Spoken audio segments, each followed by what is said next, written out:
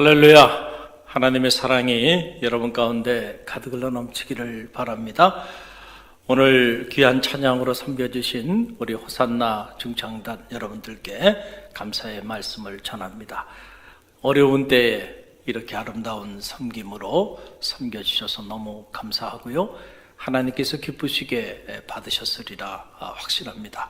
설 명절을 앞두고 있는데요. 우리 사랑하는 가족들 바라보면서 우리 새해 인사합니다. 새해 복 많이 받으세요. 새해 복 많이 받으세요. 여러분도 새해 복 많이 받으시길 바랍니다. 2021년 이 대망의 새해는 정말 좋은 일들이 많이 일어날 겁니다. 치유와 회복의 역사가 나타나게 될 것이고, 오히려 비온 뒤에 땅이 굳는다고 더 아름다운, 더 행복한, 더 놀라운 일들이 올 한 해 우리 가운데 많이 나타날 줄로 믿습니다. 우리가 이런 기대를 가지고 기도하면서 나아갈 때 하나님이 또 그렇게 역사하여 주실 줄로 믿습니다. 오늘 저와 여러분이 함께 잠시 묵상할 말씀의 주제는 향기로운 제물입니다. 향기로운 제물. 여러분, 사람이 살다 보면 좋은 일도 많이 있지만은, 그러나 어떤 경우에는 정말 목숨의 위협을 느끼는 그런 긴박한 상황을 맞이할 때도 있는 게 사실이죠. 자, 그런 순간에 마지막 목숨의 그 위협을 느끼는 그 긴박한 순간에 가장 먼저 떠오르는 얼굴, 자, 그 얼굴이 어떤 얼굴일까요? 아마도 사랑하는 가족일 겁니다. 결혼한 사람들 같은 경우는 사랑하는 아내와 자녀들의 얼굴이 떠오를 거고, 또 결혼하지 않은 사람들 같은 경우에는 부모님의 얼굴이 이렇게 떠오를 거예요. 우리는 2001년 9월 11일 일어났던 항공기 납치 자살 테러 사건을 잘 알고 있죠. 익명 9.11 사태로 알려져 있는 그러한 테러 사건입니다. 여러분, 이 일로 인해서 얼마나 많은 이들이 어려움을 당하고 그리고 세상을 떠났나요? 무려 2,996명의 사상자를 내고 그리고 6,000명 이상의 부상자를 만들었던 이런 끔찍한 사건이 뉴욕에서 또 펜타곤을 중심으로 일어나게 됐어요. 특별히 뉴욕에 가보면 지금도 세계무역센터 그 쌍둥이 빌딩이 이제 납치된 항공기 충돌에 의해서 무너져 내리게 돼서 그 안에 있었던 수많은 사람들이 생명을 잃게 되었는데, 그때 그 사건을 잊지 않기 위하여, 그리고 희생자들을 추모하기 위하여 지금도 뉴욕에 가면 그곳에 9.11 메모리얼 파크가 있고 또 뮤지엄이 그 자리에 자리하고 있는 것을 이렇게 보게 됩니다. 그런데 그 당시 긴박한 그 순간에 사람들이 전화를 하게 되는데, 그 전화한 대상들을 가만히 보게 되니까 하나같이 그 긴박한 순간에 가족들에게 마지막 통화를 한 것을 알게 됩니다. 여러분, 그 내용의 일부를 여러분에게 소개해드리면 이렇습니다. 붕괴되고 있는 세계무역센터 빌딩 안에서 한 남자가 자기 부인과 통화한 그런 기록입니다. 여보, 당신과 우리 딸이 나에게는 전부야. 사랑해. 이렇게 울먹이면서 마지막 통화를 끝으로 세상과 이별하게 됩니다. 또 여동생에게 전화한 한 증권사 직원은 비행기가 충돌해서 지상으로 내려갈 길이 막혔어. 사랑해. 부모님 잘 모셔. 마지막 말을 남겼고요. 또 남편에게 전화한 한 여인은 션, 저예요. 사랑한다는 말을 꼭 하고 싶었어요. 비행기가 빌딩에 충돌한 것 같아요. 어쩌면 폭발한 것 같아요. 나갈 수 없을 것 같아요. 사랑해요.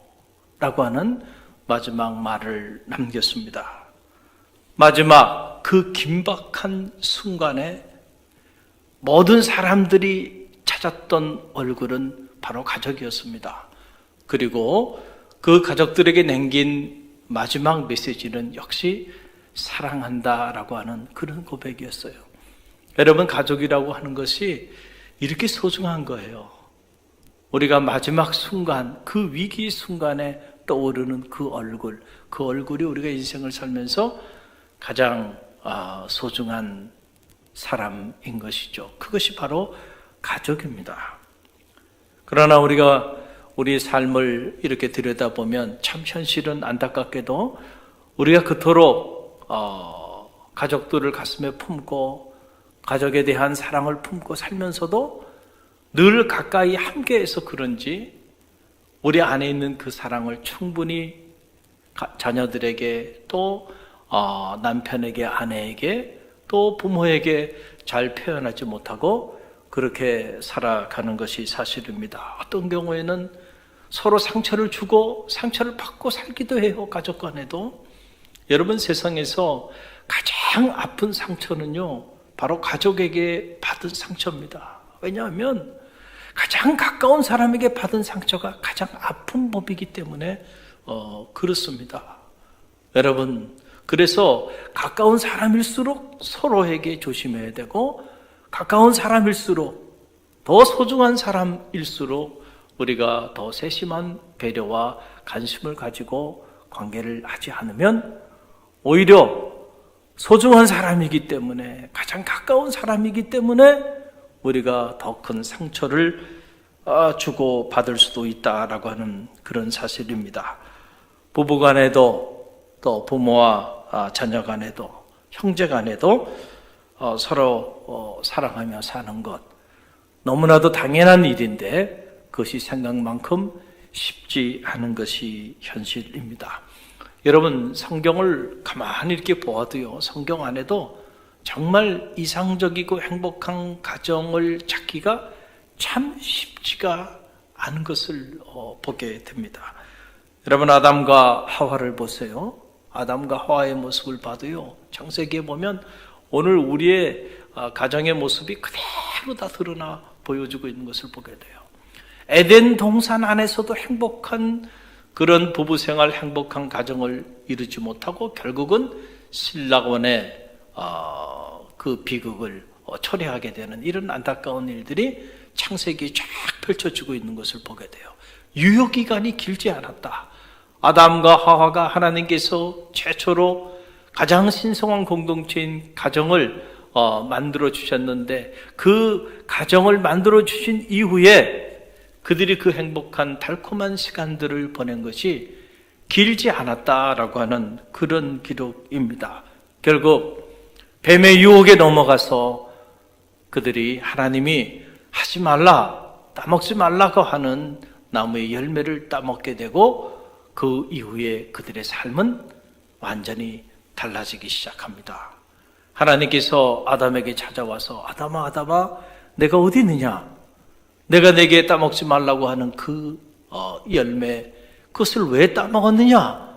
라고 하나님께서 물어보니까 그때 아담이 하나님 앞에 한 대답이 참 과간이 아니에요. 여러분 보세요. 창세기 3장 12절 말씀인데요, 우리 함께 읽어봅니다. 아담이 이르되 하나님이 주셔서 나와 함께 있게 하신 여자, 그가 그 나무 열매를 내게 주므로 내가 먹었나이다. 그랬어요. 참 이 말씀을 이렇게 묵상해 보면 참 이것이 오늘 우리의 모습을 보는 것 같아요. 여러분, 아담이 하나님이 하와를 만들어 주셨을 때 그때 얼마나 감격했는지 몰라요. 그래서 아담이 한 말입니다. 아담이 뭐라고 말해요? 이는 내 뼈 중에 뼈요, 내 살 중에 살이로다 하면서 참 감격해하면서 하와를 자기 아내로 맞이하는 아담의 모습을 보게 돼요. 그런데 유효기간이 길지 않았어요. 그랬던 사람이 이렇게 변한 겁니다. 지금 보니까 왜 따먹었느냐? 라고 하나님께서 말씀하시니까 자신이 공경에 처해지게 되니까 헌신짝처럼 자기 아내를 내어 던져버리는 이런 아담의 모습을 보게 돼요. 아내만 헌시짝처럼 내어 버린 게 아니에요. 하나님조차도 내어 던지게 되는 이런 안타까운 기록이 오늘 성서에 기록되어 있는 것을 보게 됩니다. 모든 책임을 하나님과 자기 아내에게 돌리기 시작합니다. 여러분, 이런 것을 심리학적으로 말하면은 이런 것이 바로 자기 방어 기제라고 하는 것이죠. 자기가 책임을 질 수 없으니까 이 모든 책임을 누군가에게 뒤집어 씌워야 하는 거예요. 그래서 보세요. 하나님이 내게 주신 그 여자 때문에 내가 열매를 먹게 되었다는 거예요. 그러니까 1차적인 책임은 나에게 있는 게 아니고 누구에게 있다는 얘기예요, 지금? 하나님 당신에게 있습니다. 당신이 내게 그 여인을 주지 않았다고 한다면 이런 일이 없었을 것입니다. 라고 하는 얘기고요. 또 두 번째 책임은 누구에게 있다는 거예요? 나에게 있는 게 아니고요. 바로 하나님이 내게 주신 그 여자가 내게 열매를 가져와서 먹으라고 해서 나는 먹은 것 뿐입니다. 그러니까 책임은 나에게 있지 않고 내 아내 하와에게 있습니다. 이 잘못의 책임을 물으려고 한다면 저한테 오지 마시고 제 아내한테 가세요 라고 하는 참 안타까운 그런 기록이죠. 이런 남자 만나면 인생 피곤해지는 거죠. 여러분, 언제나 그렇습니다. 모든 문제의 원인이 어디 있냐면은 남 탓하는 데서부터 모든 문제의 원인이에요. 나 외에 모든 것이 다 다른 사람들의, 내 주변에 다른 사람들의 책임이라는 거죠. 내 책임은 없어요. 아내 책임이고 남편 책임이고 부모 책임이고 자녀들 책임이고 모든 것이 나 아닌 다른 사람들의 잘못으로 인해서 오늘 내가 이렇게 불행하게 살아간다고 이렇게 말하는 거예요. 참 안타까운 일이죠. 창세기에 이미 이런 모습들이 나오고 있어요. 사실 어떤 문제든지 간에 자기 성찰을 깊이 해보면 다 자기 책임이 그 자리에 있는 거죠. 그래서 내 탓이요 라고 선언하는 그 순간부터 진정한 의미의 자기 성찰이 시작되는 것이고 그 자기 성찰의 그 자리에서부터 모든 문제는 다 해결되는 거예요. 내가 잘못했다는데 모든 것이 다 내 책임이라고 하는데 누가 돌을 던지겠나요? 문제는 나에게는 책임이 없고 다 당신들에게 책임이 있다고 책임을 전가하는 바로 그것에서부터 모든 문제가 일어나고 있는 것이죠.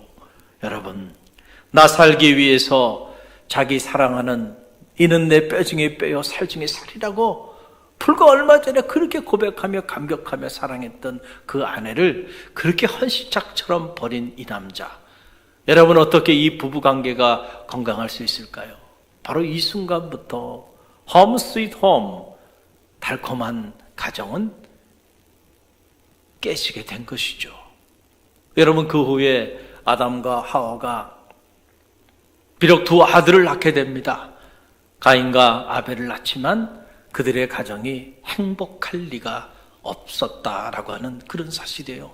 창세기에 보게 되면 가인과 아벨이 그들이 하나님 앞에 제사를 드리게 되는데 하나님께서 어찌된 일인지 아벨과 그의 재물은 연락하시잖아요.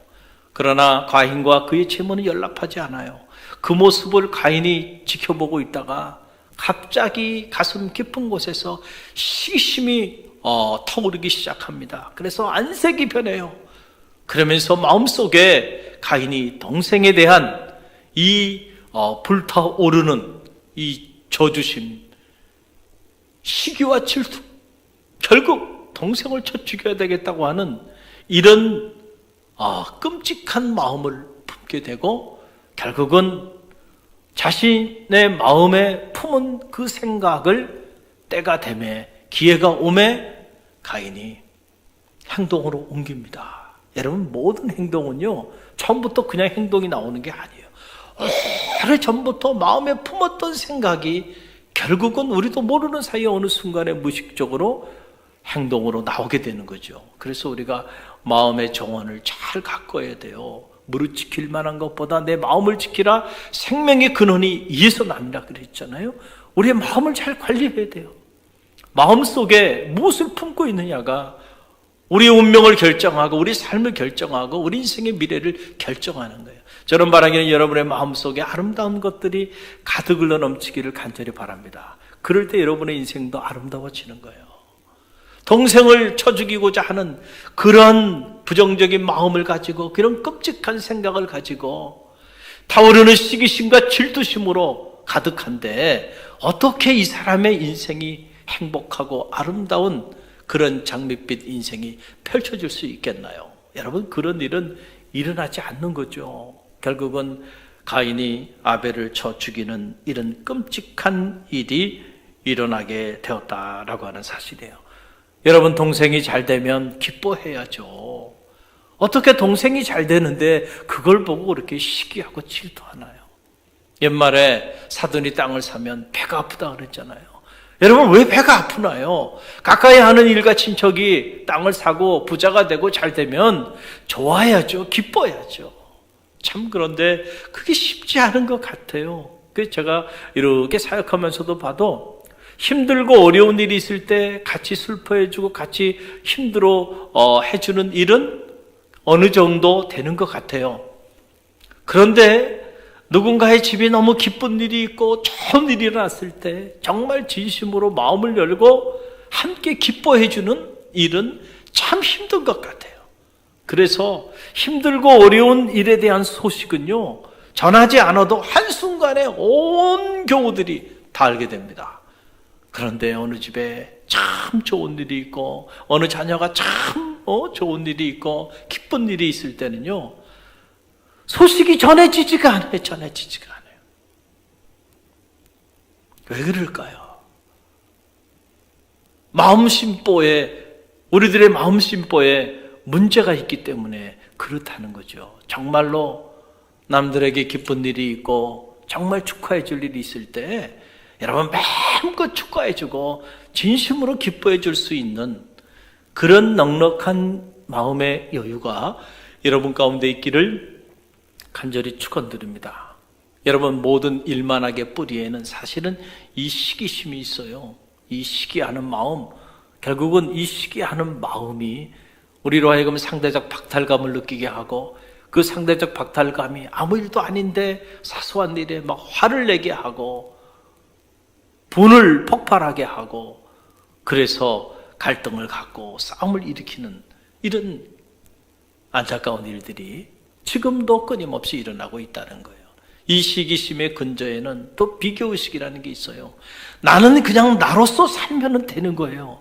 그런데 자꾸 남과 비교하는 거죠. 가인은 가인으로서 하나님 앞에 단독자로 서서 하나님과 나의 관계에만 집중하면 되는데 자꾸 나 아닌 다른 사람과 하나님과의 관계에 자꾸 신경을 쓰고 그걸 집착하고 그걸 비교하기 시작하는, 그때부터 문제가 생기는 거예요. 나는 나로 살면 되는데 자꾸 다른 사람과 나를 비교합니다. 여기서부터 문제들이 시작되는 거죠. 우리 집과 남의 집을 자꾸 비교해요. 우리 아이와 남의 집 아이를 비교해요. 우리 집 남편과 남의 집 남편을 비교해요. 그때부터 불행해지는 겁니다. 그때부터 그 인생은 무너져 내리게 된다라고 하는 그런 사실입니다. 동생이 잘 되는 모습을 볼 수가 없어서 동생을 쳐 죽였어요. 홈 스윗 홈인가요? 여러분, 아담과 하와, 뱀의 유혹으로 인하여 하나님과의 관계가 단절된 아담과 하와의 삶은 부부간의 관계만 단절된 것이 아니고 결국 그들이 낳은 자녀들도 이렇게 비참한 삶의 자리 안으로 자리하게 되는 것을 보게 됩니다. 그래서 하나님과 우리 사이에 이 영적인 관계가 단절되게 되면 그 결과 우리의 삶에 어떤 일들이 일어나는가, 창세기는 여지없이 우리에게 그 모든 비밀들을 다 드러내 보여주는 놀라운 그런 생명의 말씀의 책입니다. 오래전의 일입니다. 사이가 참 좋지 않았던 어느 집사님 부부 이야기예요. 남편과 아내가 싸움을 하고 그리고 주일 저녁 예배를 아내는 가지 않고 남편만 저녁 예배를 갔다 왔어요. 그런데 저녁 예배 갔다가 돌아온 남편이 아내를 위하여 꽃다발을 들고 온 거예요. 그러니까 아내가 그 모습을 보고는 깜짝 놀란 겁니다. 그리고 꽃을 좋아했던 아내는 자기를 위해서 남편이 꽃다발을 들고 들어온 모습을 보고 기분이 좋아졌어요. 여보, 대체 무슨 일이야? 라고 물었어요. 그랬더니 남편은 아무 말을 하지 않고 그냥 방으로 들어갔어요. 이 여자 집사님은 생각했어요. 목사님께서 아마도 귀한 말씀을 전해주셨어. 그 말씀의 은혜를 받고 우리 남편이 이렇게 변화돼서 꽃다발을 들고 왔구나. 그렇게 생각하고 행복했어요. 그리고는 그 다음날 아침에 너무 감사해서 목사님한테 전화를 한 거예요. 목사님, 감사해요. 지난 주일 저녁 설교 참 좋았다죠? 아내를 사랑하라 라고 하는 그런 설교를 하셨나 보죠? 라고 이렇게 말을 건넸어요. 그랬더니 목사님께서 의아해 하시면서 집사님, 아닌데요? 원수를 사랑하라 그랬는데요? 참 웃지 못할 이야기죠. 결혼해서 신혼 때는 서로 죽지 못해서 서로 이는 내 뼈 중에 뼈요 살 중에 살이라고 고백하면서 그렇게 나갔던 사람들이 이제 조금 지나고 나서는 이렇게 왼수지간이 되어버리게 되는 참 이런 끔찍한 상황이 오늘 우리의 삶의 자리 안에도 자리하고 있다라고 하는 거죠. 하나님과 우리 사이에 온전한 관계가 영적으로 회복되지 않으면요, 설사 여러분 우리가 믿음의 길을 걸어간다 할지라도 온전히 하나님과 우리 사이의 관계가 영적으로 회복되지 않으면 믿음의 가정 안에도 이런 가정들이 있을 수 있다라고 하는 그러한 사실입니다. 사실 가만히 보면 정말 이상적인 행복한 가정을 찾아보기라고 하는 것은 결코 쉽지가 않아요. 이것은 마치 우리가 복음의 담지자로 믿음의 길을 걸어가면서도 정말로 행복한 그런 신앙인을 찾아보기가 쉽지 않은 것과 같은 맥락입니다. 다른 사람의 가정은 다 홈스윗 홈인 것 같은데 우리 가정만 불행한 것 같아요? 아니에요. 사실은 겉으로 보기엔 그렇게 보여도 들어가 보면 다 그 가정도 그 가정 나름대로의 아픔이 있고요, 상처가 있고요. 하나님과 영적인 관계가 온전히 행복되지 않은 가정은 들여다보지 않아도 아무리 겉이 화려해도요, 그 속에 들어가 보면 다 나름대로 문제가 있고 아픔이 있고요. 겉으로 보이는 것과 다르게 그렇게 행복하게 살아가지 못하고 있는 모습들을 너무나도 많이 우리가 보고 살아가고 있다라고 하는 사실입니다. 여러분, 요즘은 이런 말도 있더라고요. 가정의 평화를 위해서 하는 그런 말들이죠. 진인사 대천명이 아니라 딘인사 대처명. 최선을 다한 후에는 아내의 명령을 기다려라 라고 하는 말이에요. 또 이런 말도 있더군요. 처하태평, 아내 아래 있을 때 모든 것이 평온하다. 그러니까 아내와 싸우지 말고 그저 아내가 하는 말에 잘 순종하면 가정이 평화롭다라고 하는 그런 얘기예요. 얼마나 부부간의 갈등이 있으면 이런 이야기들이 우스갯소리로 회자되고 있을까요? 여러분, 명절을 앞두고 있습니다. 이제 평소 얼굴을 뵙지 못한 또 부모님, 또 형제, 자매들, 온 가족들 우리가 또 연락하고 만날 수 있는 그런 시간을 앞두고 있는데 어떤가요? 가족을 생각하면 여러분의 마음이 막 설레이는 마음, 너무너무 뵙고 싶고 너무너무 사랑스럽고 너무너무 감사하고 감격스러워서 빨리 달려가서 다 함께 만나고 싶은 그런 마음이 여러분 안에 막 가득 흘러 넘치나요? 어떻게 보면 참 그래야 될 것 같은데 현실은 그렇지 않아요. 그래서 명절 증후군이라고 하는 이런 새로운 질병이 생긴 거 아니에요? 명절만 되면 가슴이 막 막히고 소화도 잘 되지 않는 것 같고 그래서 명절만 되면 부부간의 갈등이 더 증폭되지는 이런 안타까운 일들이 우리의 삶의 자리 가운데 실제로 자리하고 있는 것을 보게 돼요. 특별히 올해는 긴 코로나 사태로 인해서 모든 가족들이 힘든 가운데 있죠. 또 이 코로나 방역 차원에서 자유롭게 찾아뵙지도 못하는 이런 상황이 있어요. 그래서 부부간에도 부모님을 찾아뵈야 할지 말아야 할지 어떻게 해야 될지 결정을 잘 짓지 못하고, 남편은 남편대로 생각이 다르고 아내는 아내대로 생각이 달라서 그래서 또 보이지 않는 갈등들을 갖게 되고, 또 부모님은 부모님대로 서운한 마음이 자리할 수도 있을 거예요. 참 그 어느 때보다도 힘든 설 명절을 우리가 앞두고 있습니다. 여러분, 이럴 때일수록 우리 갈릴리 교회 성도들이 여러분의 가정을 잘 섬기는 그런 기복제 역할을 해주시기를 간절히 바랍니다. 우리 갈릴리 교회는 아주 오래전부터 갈릴리 교회 목회 철학의 일환으로, 지금이야 코로나 사태 때문에 어쩔 수 없이 교회 문을 닫고 있지만은 그렇지 않았을 때부터 우리는 이 긴 명절이 오게 되면 교회 문을 완전히 닫아버리고 사역자들을 비롯해서 모든 성도들을 가정 사역자로, 가정을 섬기게 하기 위해요, 가정의 가정 사역자로 다 파송을 해 왔습니다. 왜냐하면 가정이 너무너무 소중하기 때문에 그래요. 여러분, 성도들의 가정이 불행한데 교회만 따로 행복할 수 있을까요? 여러분, 그런 경우는 일어나지 않는다는 거예요. 행복한 가정이 행복한 교회를 만드는 거죠. 가정이 불행하고 가정이 다 붕괴되어 가고 있는데 그 가정이 속해 있는 사회는 건강하고 따로 행복할 수 있나요? 여러분, 그런 경우는 일어나지 않아요. 불행한 가정이 불행한 사회를 만들어 나아간다라고 하는 그런 사실이죠. 그런 면에서 보면 가정이 너무너무 소중한 겁니다. 건강한 가정을 만들고 행복한 가정을 세우는 일은 너무너무 중요한 일이고, 믿음의 길을 걸어가는 우리에게 있어서 최고의 미션, 첫 번째 미션이면서 마지막 미션은 믿음 안에서 건강하고 행복한 가정을 세워나가는 일입니다.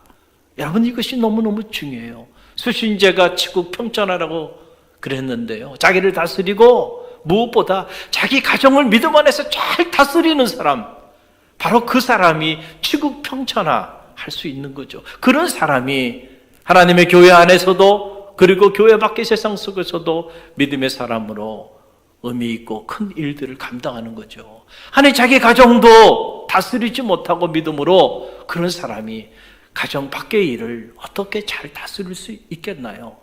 여러분, 그런 일은 일어나기가 어려운 것이죠. 그 사도 바울이요, 우리가 잘 아는 사도 바울이 한 말 중에 이런 말씀이 있어요. 선을 행하되 낙심하지 아니하면 때가 이르면 거두리라. 우린 이 말씀 잘 알잖아요. 이 말씀이 어떤 맥락에서 선포된 말씀이냐 하면, 이 말씀을 하시고 바로 그러므로 결론으로 주신 말씀이 이 갈라디아서 6장 10절 말씀인데요. 그러므로 우리는 기회 있는 대로 모든 이에게 착한 일을 하되 더욱 믿음의 가정들에게 그리할지라 그랬어요. 여러분, 선을 행하되 낙심하지 말지니 때가 이르면 거두리라. 그러므로 착한 일을 하라는 거예요. 무엇보다 그 착한 일을 누구에게 하라는, 믿음의 가정들에게 하라는 거죠. 여러분, 밖에서는 잘하는 것 같은데 자기 가족을 소홀하게 여긴다고 한다면 이건 잘못된 거예요. 우리 믿음의 성도들은 가족을 잘 믿음 안에서 섬기는 그런 하나님의 사람들이 되어야 합니다. 왜냐하면 이 가족은 하나님이 우리에게 제정해 주신 가장 신성한 공동체거든요. 그러니까 이 가장 신성한 공동체를 우리가 잘 믿음 안에서 행복한 가정, 건강한 가정, 신성한 가정으로 만들어가는 일은 우리에게 부여된 1차적인 가장 중요한 미션이다라고 하는 그런 사실이에요. 그래서 믿음의 가정들에게 그리할지로다. 가정을 섬기는 일을 하다가 낙심할 때도 있을 수 있어요. 그러나 낙심하지 말고 끝까지 참고 인내하다 보면 때가 되면 거두게 된다라고 하는 그런 사실이죠. 그냥 행복한 가정, 건강한 가정이 막 불릴 듯 일어나는 게 아니고요. 누군가의 보이지 않는 헌신과 섬김, 아름다운 헌신이 있기 때문에 그래서 한 가정도 일어나는 거고, 또 그런 아름다운 헌신과 희생이 또 믿음의 공동체를 또 아름답게 만들어가는 동력이 되는 거고요. 나라와 민족도 마찬가지예요. 나라를 생각하고 민족을 생각하는 국민들의 아름다운 헌신과 희생이 쌓여서 건강한 나라를 만들어가고 행복한 나라를 만들어가는 거죠. 여러분, 그래서 오늘 본문의 말씀을 보게 되면 그 놀라운 비밀이 이곳에 담겨 있는데, 우리가 잘 아는 에베소서 5장 6장은 그리스도인의 가정의 가장 이상적인 가정, 가장 행복한 가정을 우리에게 소개해주고 있는 일종의 영적인 백서와도 같은 그런 말씀이죠. 이 말씀 보게 되면 참 우리가 익히 잘 알고 있는 주옥 같은 말씀들이 이곳에 담겨 있어요. 아내들에게 하는 말이에요. 아내들이요, 교회가 그리스도에게 하듯 남편들에게 복종하라는 거예요. 남편들이요, 그리스도가 교회에게 했던 것처럼 자기 아내를 위하여 자기 자신을 다 내어주라는 겁니다. 여러분, 참 엄청난 그런 말씀이죠. 어떻게 이런 일을 할 수 있을까요? 오늘 에베소서 5장, 6장 이 가정 백서와도 같은 생명의 말씀을 시작하면서 첫 문을 열면서 사도 바울이 한 메시지가 오늘 저와 여러분이 함께 읽은 이 에베소서 5장 2절 말씀입니다. 우리 다시 이 말씀 함께 읽어봅니다. 그리스도께서 너희를 사랑하신 것 같이 너희도 사랑 가운데 행하라.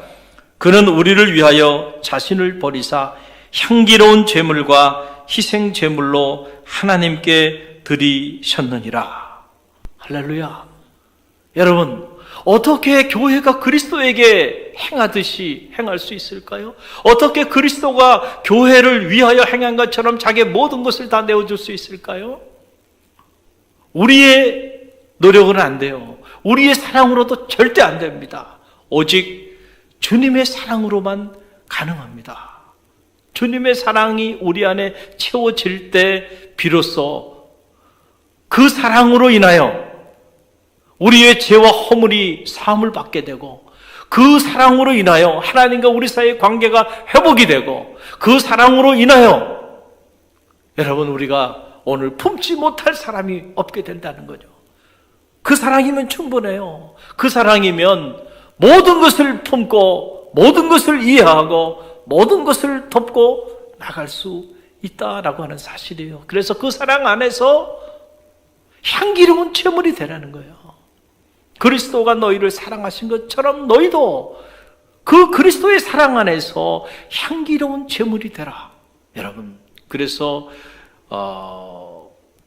젊은 사람들이 이렇게 만나서 부부의 연을 맺고 나갈 때 이렇게 보면 아무리 아름답고 아무리 사랑스러운 모습으로 시작을 해도요, 그 안에 그리스도의 사랑이 자리하지 않으면요, 여러분, 절대로 그 가정이 행복할 수 없습니다.